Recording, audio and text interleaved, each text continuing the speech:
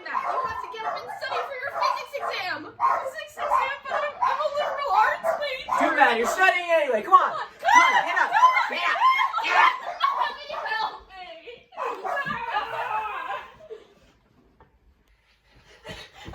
Come on, Ella. You have a lot of review to do if you want to pass your physics exam. We gotta go over everything you've done over the year in physics.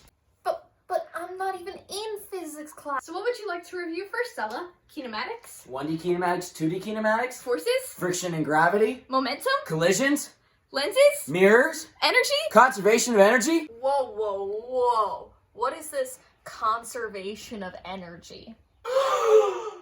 You don't know about the conservation of energy? Well, I guess we'll just have to teach you then. Let's start with the basics. There are two main types of energy: kinetic energy and gravitational potential energy. Kinetic energy is the energy of a moving object while it is in motion, like a moving car or a rolling ball. Yes, kinetic energy is scalar and is measured in joules. Or J.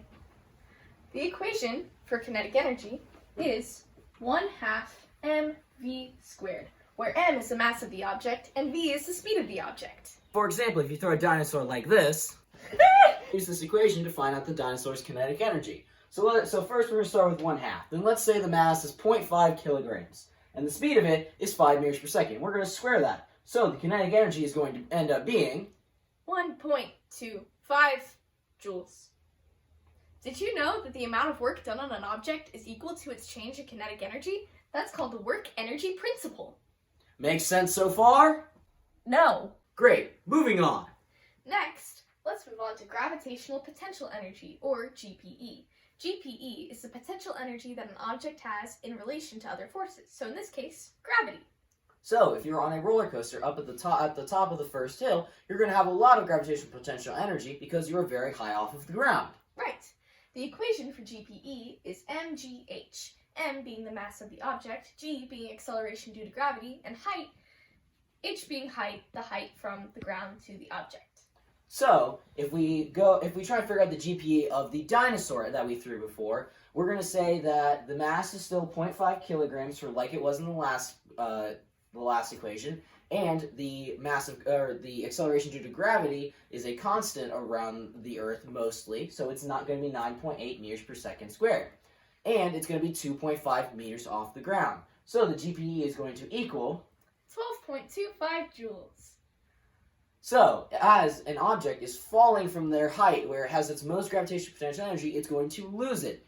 But as it goes up away from the ground, or the reference level, it's going to gain gravitational potential energy. Exactly. So, now that we've covered both main types of energy, it's time to move on to the conservation of energy. Huzzah! The law of conservation of energy is a law that states the following. In a closed system, the amount of energy remains constant at all times.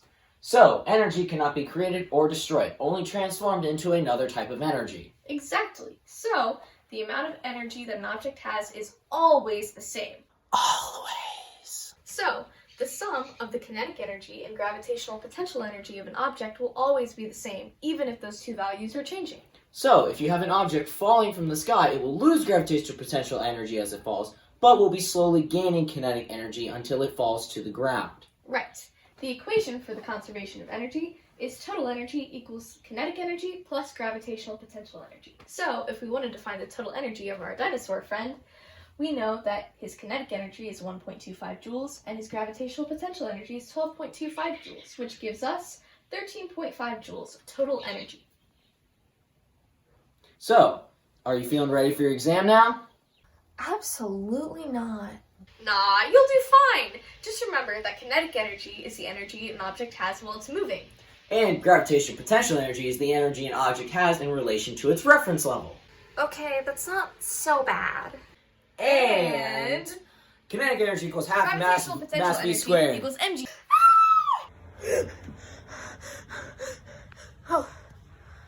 Oh, thank God. It's over. It was just a terrible dream.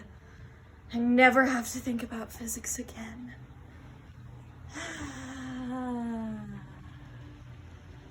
Well, now for breakfast.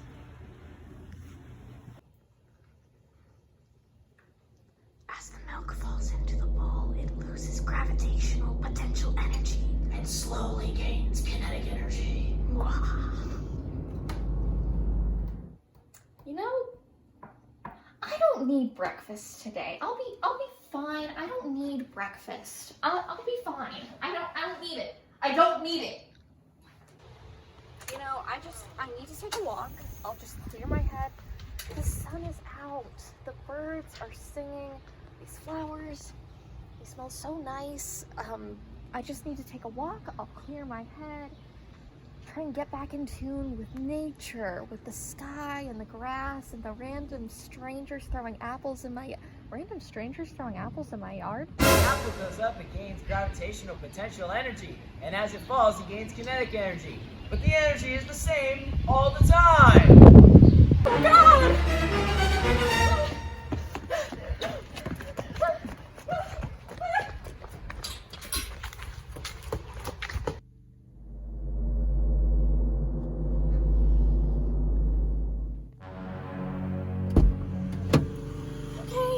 Okay.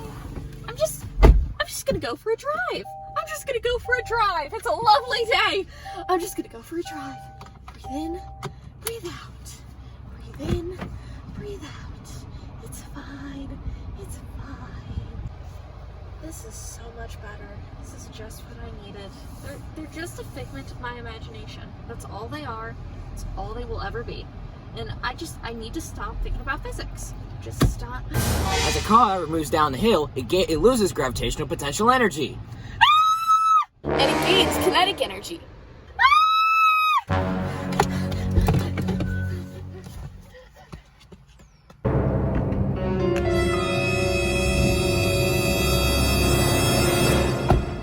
Are you ready for your exam, Ella? No, I am not ready for my exam. I am not taking an exam.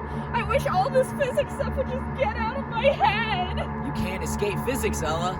Physics is all around you. Everywhere.